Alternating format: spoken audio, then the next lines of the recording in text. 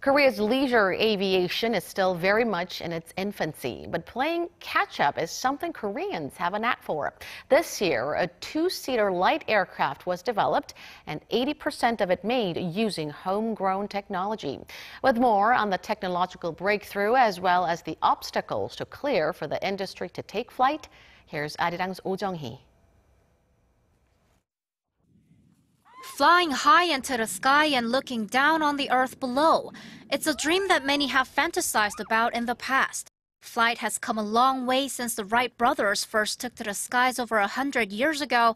And with rising incomes across the globe, more and more people dream of flying their own airplanes as private pilots. The United States and a few European countries are leading the light aircraft market. The industry is just getting started in Korea. Though the country exports its T-50 supersonic jet, one of the world's few trainer jets, it hadn't produced any aircraft for personal use. But this year, a two-seater light aircraft was fully developed for the first time in Korea and is now having test flights. It's been a long 7-year journey for Korean researchers, firms, and the government to develop this aircraft, KLA-100. The plane is already drawing lots of attention due to its cutting-edge technology and relatively low price. The aircraft can fly at maximum speed of 245 kilometers per hour for up to 6 hours. Its body is made of a light carbon composite, and the plane is equipped with an automatic flight control system and digitalized instrument panel, all made with homegrown Korean technology. There is also a parachute for safe landing in emergencies. The plane will set you back around $130,000, relatively cheap, with similar aircraft costing around $160,000. 저희가 직접 Up to 80% of the plane's technology is purely Korean technology, mainly used for the control system, landing gears, and hardware. Of course, there are other aircraft with similar strengths as ours in the market already, but they're expensive. Ours has a strong price competitiveness.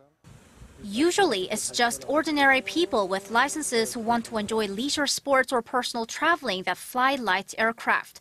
Pilot Yoon-sang says the aircraft is very sophisticated and agile, easy to learn for beginners. Before I come to join this project, I flew Cessna 172 and also a small plane like Eurostar. But compared to those airplanes, this plane is very easy to fly. That means easy to learn. It's very good especially for the beginners. KLA-100 was developed to satisfy rising demand in Korea as well as to be sold overseas, mainly to China and Southeast Asia, and ultimately to America and Europe. The aircraft is expected to boost the local economy by over $10 million and create 2,000 jobs. Its development is not only significant in that it's Korea's very first commercialized plane, but also in that it'll enable the development of other Fourth Industrial Revolution technologies. The KLA-100 can serve as a testbed for many technologies Korea wants to develop, like electric planes or unmanned aircraft.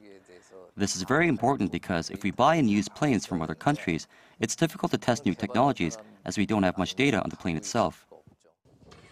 Since 2014, the Korean government is carrying out projects to stimulate the leisure aviation industry, and regional governments are establishing airstrips.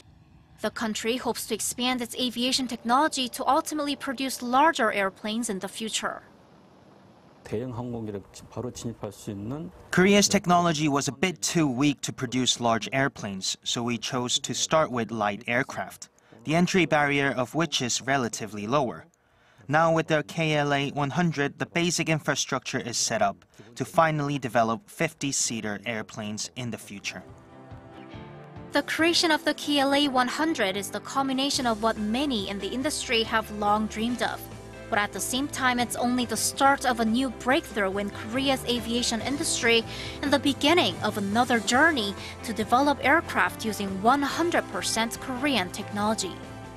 Oh Jung-hee, Arirang News.